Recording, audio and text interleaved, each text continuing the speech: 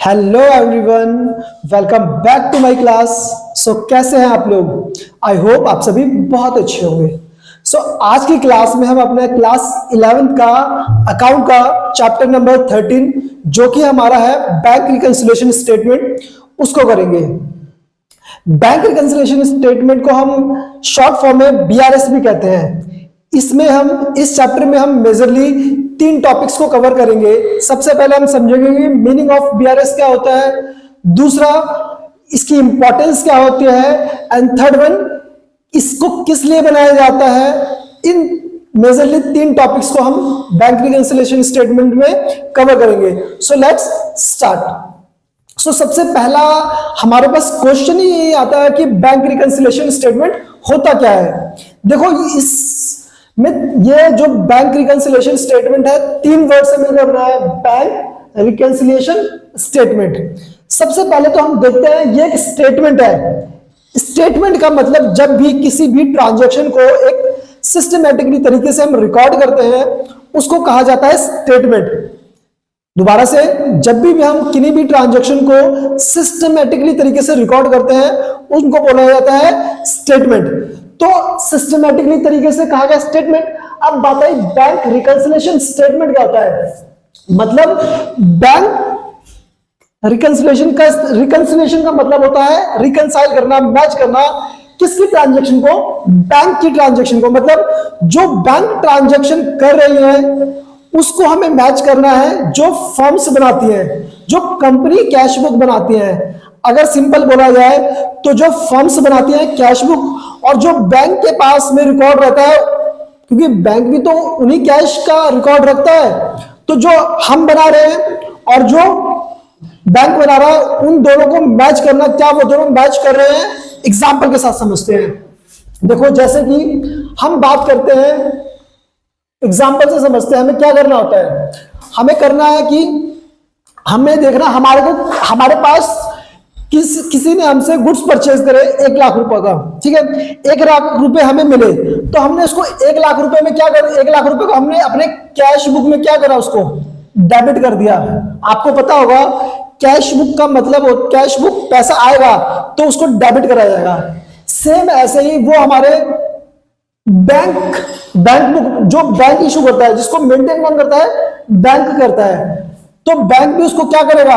उसको अपने पास इंक्रीज करेगा, क्योंकि वो चेक हम बैंक में डाल देंगे। मान लो हमें 1 लाख रुपए का चेक मिला, हमने अपने पास तो बढ़ा दिया। मतलब फर्म्स जो मेंटेन करता है उसको कहते हैं कैश बुक, और जो बैंक मेंटेन करता है उसको कहते हैं पासबुक। क्या कहते हैं उसको? पासबुक। तो मैं आपको अब डेफिनेशन समझा के कराता हूं। बैंक रिकंसिलिएशन स्टेटमेंट एक स्टेटमेंट होती है जो कि प्रिपेयर करता है कौन? Account holder.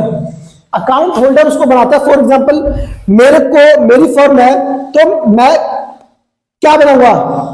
Bank reconciliation statement बनाऊंगा ऑन ए पर्टिकुलर डेट। मतलब एक पर्टिकुलर डेट करो, और ये पर्टिकुलर डेट लगभग हर महीने को, जो मोस्टली फर्म्स हैं इसको महीने के एंड पे बनाती है, मंथ के एंड पे बनाया जाता है। वो देखेंगे हम क्यों बनाते हैं।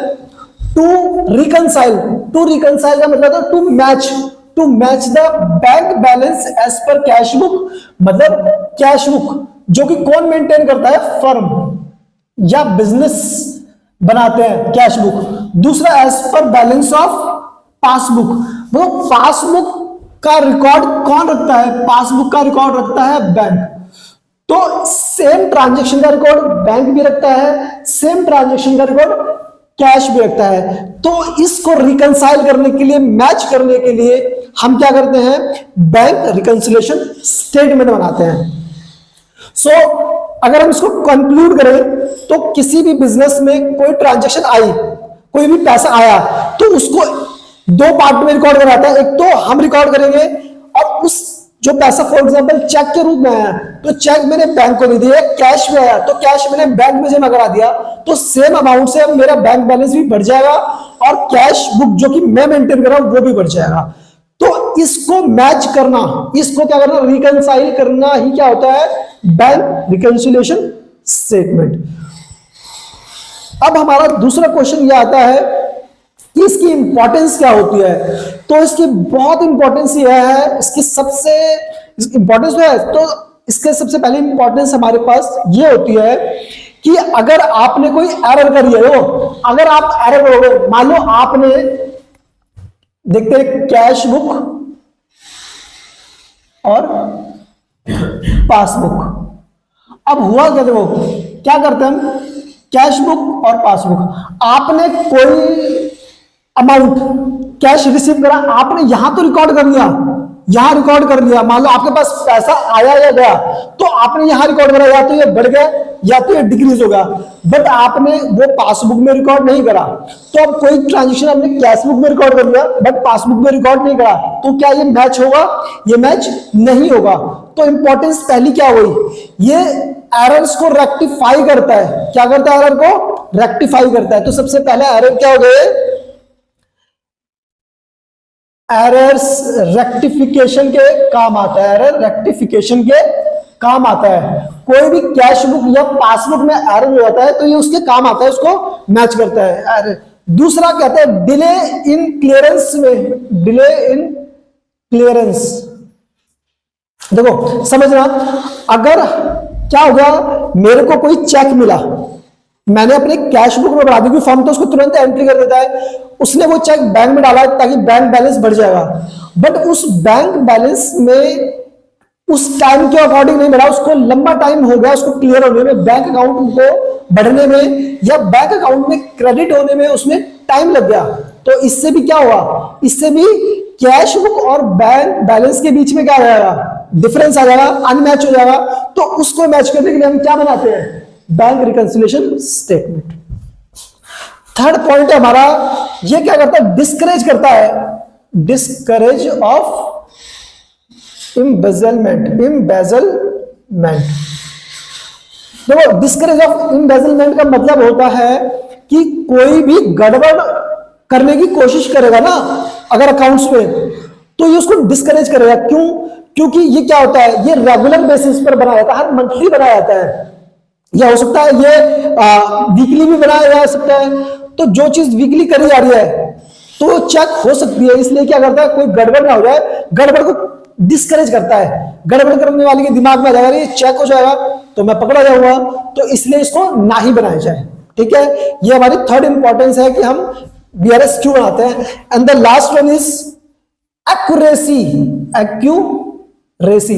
इससे क्या होता है, एक्यूरेसी आती है। देखो अगर हम टाइम टू टाइम ये तरीके से चेक करना ही होता है कैश बैलेंस और बैंक बैलेंस, अगर टाइम टू टाइम ये चेक करा जाएगा कैश बैलेंस और बैंक बैलेंस ठीक चल रहे हैं, तो इससे हमारे अकाउंट्स में क्या आएगी, एक्यूरेसी आएगी। तो ये चार रीजन है जिनकी वजह से हम बैंक रिकंसिलिएशन स्टेटमेंट बनाते हैं। आई होप ये आपको सारे बहुत अच्छी तरीके से क्लियर हो गए हो। अब हमारा नेक्स्ट क्वेश्चन ये होता है कि रीजन क्या होते हैं भाई। अब रीजन क्या हो सकते हैं कि बैंक बैलेंस और जो हमारा कैश बुक का बैलेंस है और जो हमारा पासबुक का, जो कि कौन प्रिपेयर करता है, ये बैंक प्रिपेयर करता है। कौन प्रिपेयर करता है, ये बैंक प्रिपेयर करता है। कैश बुक का बैलेंस और बैंक बुक में डिफरेंस आने के रीजन क्या क्या होते हैं, सो हम उन रीजनों को करते हैं। तो अगर हम देखें, मैं रीजन, सबसे पहला हमारा जो रीजन है वो हमारा होता है difference due to recording in transaction को रिकॉर्ड करने, ट्रांजैक्शन को जो रिकॉर्ड करा है ना उसकी टाइमिंग अलग अलग है। तो recording difference due to timing of recording in transaction. अगर हमने क्या करा है, रिकॉर्डिंग करने की जो टाइमिंग है वो अलग है, तो उसकी वजह से हमारे क्या आ जाएगा, डिफरेंस आ जाएगा। दूसरा है transaction recorded by bank but not recorded by account holder, but not recorded by account holder, account holder. अच्छा, कुछ ट्रांजैक्शन ऐसी हो गई जो बैंक ने रिकॉर्ड कर दी है बट हमने नहीं रिकॉर्ड करी, या कुछ ट्रांजैक्शन ऐसा था हमने तो रिकॉर्ड कर ली मतलब मेनली हम ये देखते हैं कुछ ट्रांजेक्शन होती है जो बैंक रिकॉर्ड कर लेता है बट हमें नहीं पता चलता। अभी हम इनके एग्जांपल्स देखेंगे कि इनके एग्जांपल्स क्या होते हैं। इसके कुछ एग्जांपल्स होंगे, इसके कुछ एग्जांपल होंगे, और थर्ड वन हो जाता है हमारा एरर। मान लो एरर क्या, अमाउंट में गलती कर दी। मैंने बैंक में चेक दिया 1 लाख का, बैंक ने उसको रिकॉर्ड कर दिया 1000 का या 10,000 का, मतलब 1 जीरो कम या 1 जीरो ज्यादा से बैंक ने रिकॉर्ड कर दिया। इन रीजन से भी क्या हो जाएगा, डिफरेंस आ जाएंगे। तो ये तीनों हमारे रीजन है, reason of difference between cash book and passbook. कि क्या रीजन है जिनकी वजह से डिफरेंस आता है। तो सबसे पहली बात है टाइमिंग की वजह से, timing of recording in transaction, recording of timing of transaction को रिकॉर्ड करने की टाइमिंग में अगर डिफरेंस आ रहा है तो उसको हम क्या करते हैं, उसकी वजह से डिफरेंस आता है। दूसरा, बैंक ने कोई ट्रांजैक्शन रिकॉर्ड कर दिया बट हमें नहीं पता चला है, हमारे ब्याह पे बैंक ने या तो रिकॉर्ड कर लिया है और मतलब या तो रिसीव कर लिया या पेमेंट कर लिया, बट वो हमें इंफॉर्मेशन नहीं मिल पाया, तो इसकी वजह से भी डिफरेंस आ जाता है। अच्छा, एक क्वेश्चन इससे अराइज होता है, देखो आज के टाइम में तो ये मुश्किल होता है कि आज के टाइम में सारी इंफॉर्मेशन आपके पास तुरंत के तुरंत मोबाइल फोन में आ जाती है, बट क्योंकि बैंक रिकंसिलिएशन स्टेटमेंट काफी पहले से ये जो ये टॉपिक आ रखा, जब इसकी नीड थी, एक्चुअल में नीड थी, क्योंकि उस टाइम इंफॉर्मेशन हमें बैंक में जाने पर ही मिलती थी। आज तो आपको अपने ऑफिस में बैठे बैठे, आपको घर पे बैठे बैठे बैंक से कितना पैसा आ रहा है, कितना पैसा निकल रहा है, सारी इंफॉर्मेशन पता चल जाती है। बट जब ये चैप्टर आया था तो इसकी फैसिलिटीज नहीं थी, इसलिए ये टॉपिक उस टाइम के है। कुछ बच्चे सोच रहे होंगे कि सर आज तो हमें कोई भी ट्रांजेक्शन बैंक में रिकॉर्ड होगी तो हमें पता चल जाएगी, बट यस आज के टाइम में तो पॉसिबल है, बट पहले पॉसिबल नहीं था जब इंफॉर्मेशन, मोबाइल नहीं था, सर्विस मैसेज नहीं थे। बट आज के टाइम में यस पॉसिबल है, बट हम क्योंकि पहले से पढ़ते हुए आ रहे हैं तो हम इसको करेंगे। और तीसरा तो मैंने बता दिया अमाउंट की वजह से, अमाउंट में कोई रिकॉर्डिंग करते वक्त गलती कर दी तो वो उसको कहते हैं एरर। उसको रिकॉर्ड करते वक्त कोई मिस्टेक हो गई तो डिफरेंस हो जाएगा, प्लस माइनस हो जाएगा, तो उसको हम रिकंसाइल करने के लिए सारे पॉइंट्स देखते हैं। अच्छा, अब देखते हैं कि भाई टाइमिंग की वजह से क्या हो सकता है, तो उसको चेक करते हैं। तो अगर हम बात करें, इसके पॉइंट्स करेंगे, इसके कुछ पॉइंट्स करते हैं। चलो अब हम 2 पॉइंट्स इसके करेंगे, फिर इसके यहां रिकॉर्ड करेंगे। सबसे पहला, अब दोबारा से इसको ही डिटेल में डिस्कस करते हैं, डिफरेंस ड्यू टू टाइमिंग, ठीक है, in recording, due to timing of recording transaction, recording transaction.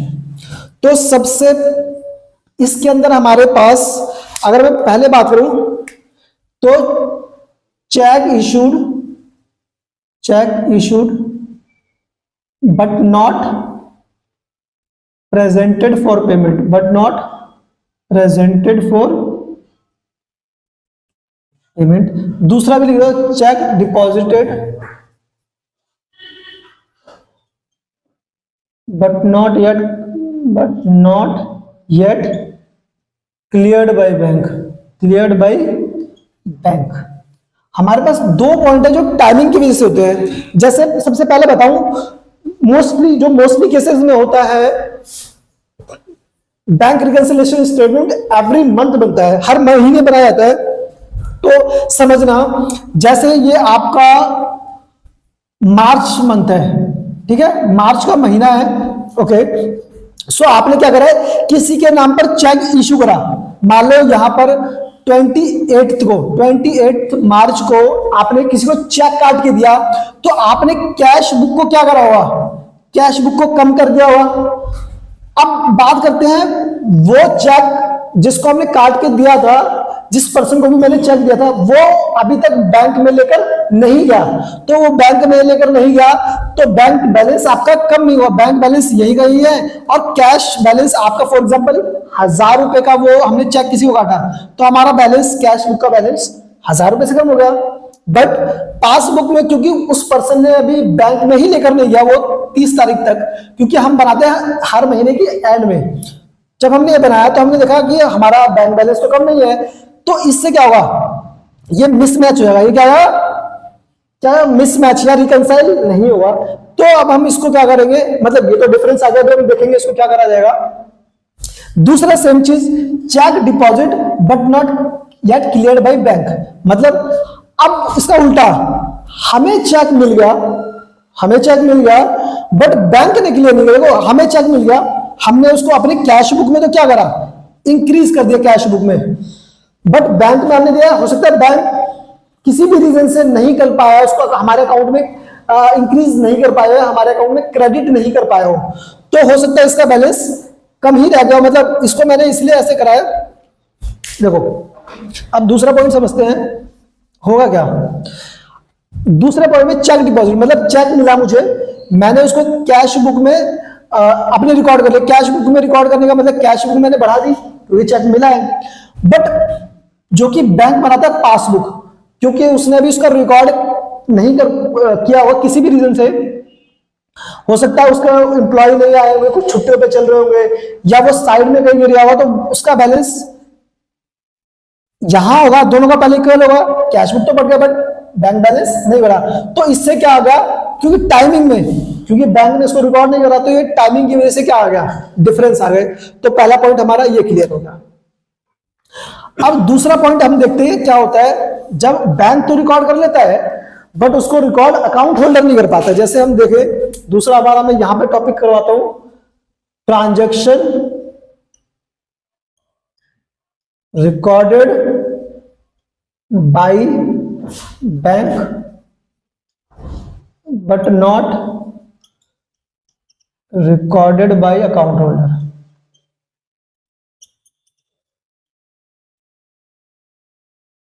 ठीक है, तो सबसे पहले तो हमारे को यही बोल रहा है कि जैसे पहला पॉइंट क्या होगा, interest credited bye bank but not recorded by account holder, but not recorded in cash book. इसका मतलब क्या होगा, बैंक ने आपको कुछ इंटरेस्ट दे दिया, आपका पैसा बैंक में है, बैंक ने उस पैसे पर इंटरेस्ट आपके अकाउंट में और डिपॉजिट कर दिया। तो इससे क्या हुआ, आपने मतलब आपका बैंक बैलेंस तो क्या होगा, आपका ये होगा कैश बैलेंस, ये होगा बैंक बैलेंस। ठीक है, passbook balance.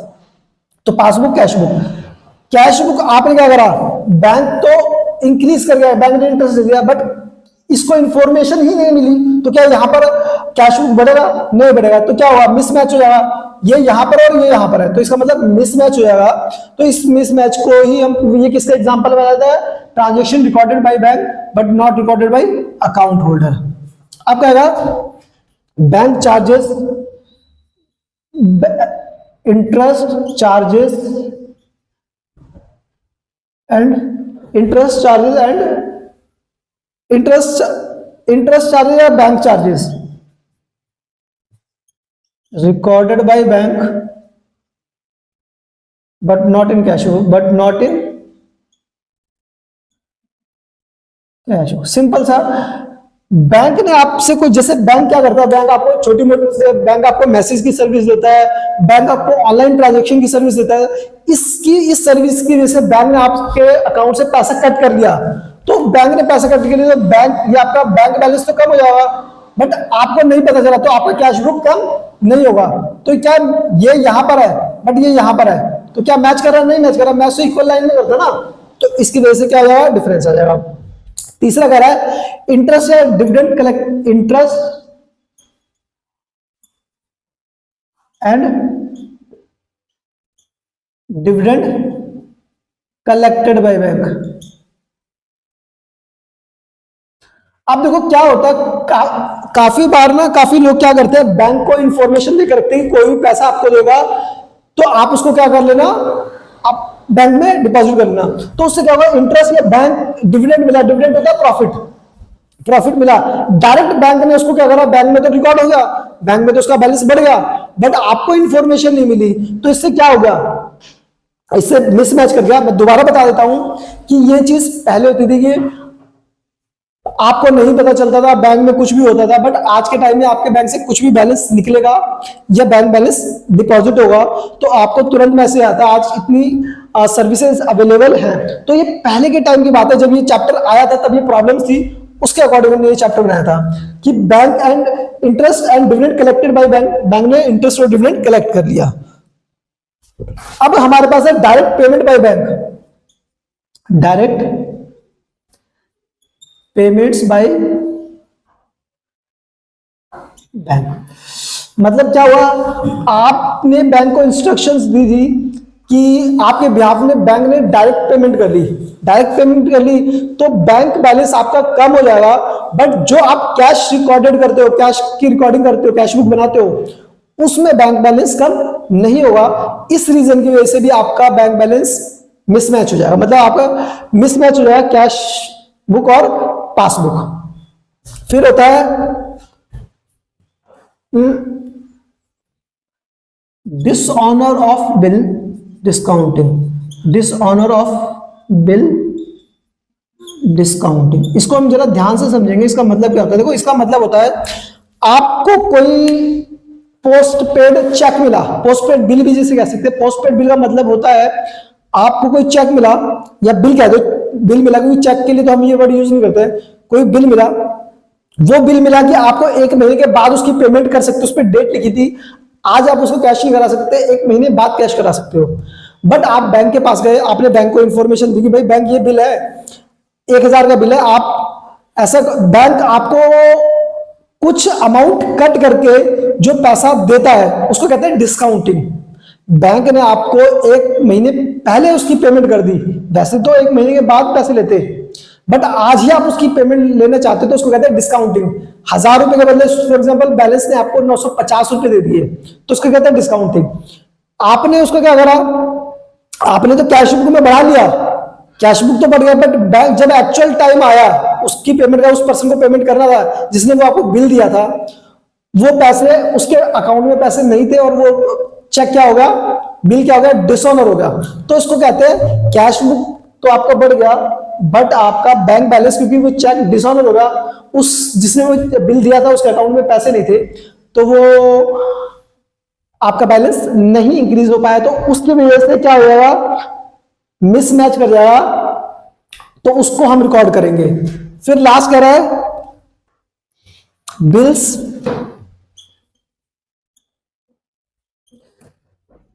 Collected by bank on behalf of customer, collected by bank on behalf of customer, on behalf of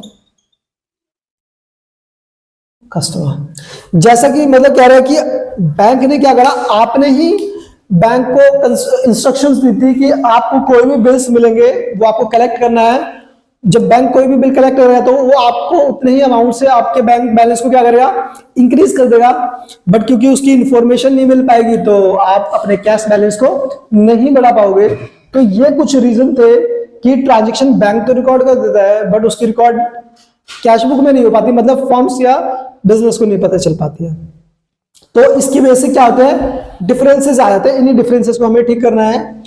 और लास्ट में एरर, एरर का मैंने आपको समझा दिया था कि जब किसी अमाउंट की वजह से कोई डिफरेंस आता है तो उसको हम कहते हैं reason of difference due to error. Okay, so आज की क्लास में हम ये सारा फुल फ्लैश इतना ही कॉन्सेप्ट है, इसके बिहाफ पर हम अपना क्वेश्चन स्टार्ट करते हैं। So thank you.